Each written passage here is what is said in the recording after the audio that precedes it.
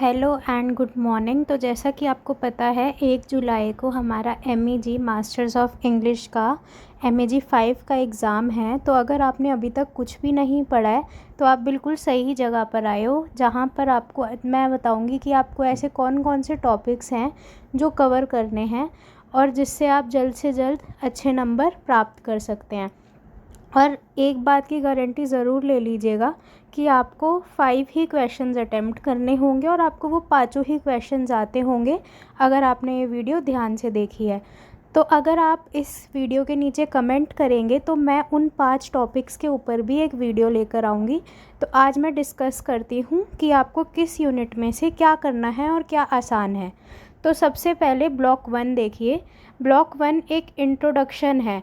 तो इसमें से जितने भी क्वेश्चंस आज तक आए हैं वो शॉर्ट नोट हैं और शॉर्ट नोट वो किसी पर भी आ सकते हैं। इसमें आपकी इंडियन एस्थेटिक्स के ऊपर काफ़ी ज़्यादा शॉर्ट नोट्स हमें देखने को मिलते हैं। तो रासा, अलंकारा, स्फोटा और इसमें 3 और एजुकेशनिस्ट हैं या फिर लिटरेरी क्रिटिक्स हैं, जैसे फोकॉल्ट, माइकल रॉबिन्सन। इन सब को भी आप अच्छे से कर लीजिए।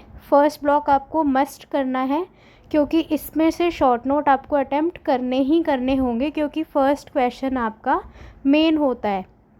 उसके अलावा सेकंड आपका क्लासिकल क्रिटिसिज्म में आपका अरिस्टोटल या प्लेटो, इन दोनों में से कोई एक क्वेश्चन आपको ज़रूर पेपर में मिलेगा, तो वो आप अच्छे से कर लीजिए। अब अरिस्टोटल और प्लेटो ये दोनों ही अगर आप कोई एक भी कर लेंगे तो दूसरा आप खुद से बना के लिख देंगे। अगर हम अरिस्टोटल की बात करते हैं तो उन्होंने कहा था कि जो लिटरेचर है यानी जो पोएट्री है वो एक तरह से इमिटेटिव है, लेकिन वो अच्छी चीज़ है। उससे एक क्रिएटिव वे में हम इमोशंस को जगा पाते हैं। कैथारसिस का उन्होंने दिया। उन्होंने 6 स्टेजेस ऑफ ट्रेजेडी बताए हैं। वो सारे आपको अच्छे से अगर आप कहेंगे, मैं इस पर भी एक वीडियो लेकर आऊँगी। उसके अलावा रोमांटिक क्रिटिसिज्म में आपको रोमांटिसिज्म का मतलब पता होना चाहिए और उसके अलावा आपको 3 इसमें अच्छे से आने चाहिए। पहला PB शेली, सेकंड वर्ड्सवर्थ और थर्ड सैमुअल टेलर कॉलरेज। ये आपको अच्छे से कर लेना है। जो ब्लॉक नंबर 4 है इसको आप छोड़ दीजिए क्योंकि इसमें 5 स्कॉलर्स हैं। तो आप अगर ये करने बैठ गए तो आप और कुछ भी कवर नहीं कर पाएंगे, तो इसको अभी के लिए आप छोड़ दीजिए, इसको कवर मत करिए। फिर मार्क्सिस्ट व्यू ऑफ लिटरेचर आप कर सकते हैं। इसमें आपको कार्ल मार्क्स और फ्रेडरिक एंगल्स के बारे में चीज़ें पता होनी चाहिए।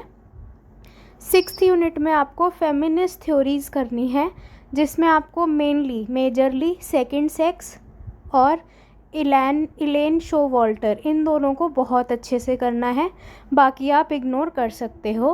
उसके अलावा डीकंस्ट्रक्शन का मतलब आपको पता होना चाहिए। डीकंस्ट्रक्शन का मतलब मैं आपको बहुत इजी लैंग्वेज में बता सकती हूँ। डीकंस्ट्रक्शन का मतलब होता है डिसमेंटल करना।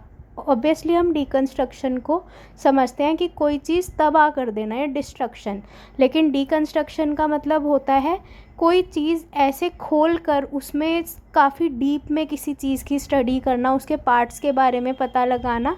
और डीकंस्ट्रक्शन में हम ये भी पढ़ेंगे कि कोई भी वर्ड उसकी मीनिंग कैसे अलग अलग सेंटेंसेस में चेंज होती है, बाइनरी अपोजिशन हमें देखने को मिलता है। ये सारी चीज़ें बहुत ही ज़्यादा इंटरेस्टिंग है। डीकंस्ट्रक्शन आप अच्छे से कर लीजिए। अब जो ब्लॉक 8 है इसमें से आप सिगमंड फ्रॉइड, अगर आप टीचिंग एज अ प्रोफेशन ले रखा है आपने, तो आपको थोड़ा बहुत बेसिक आइडिया होगा सिगमंड फ्रॉइड का। उनके defence mechanisms, ego super ego वाले कॉन्सेप्ट, ये सब आपको अच्छे से आते होंगे। उसके साथ साथ आप लैकन भी कर सकते हैं।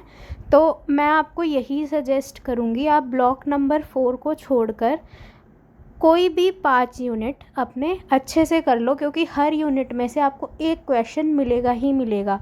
तो ये है आपका रामबाण इलाज। अगर आपने अभी तक भी पढ़ाई शुरू नहीं करी है तो आप कल और परसों में ये 5 टॉपिक्स बस अच्छे से कर लीजिए।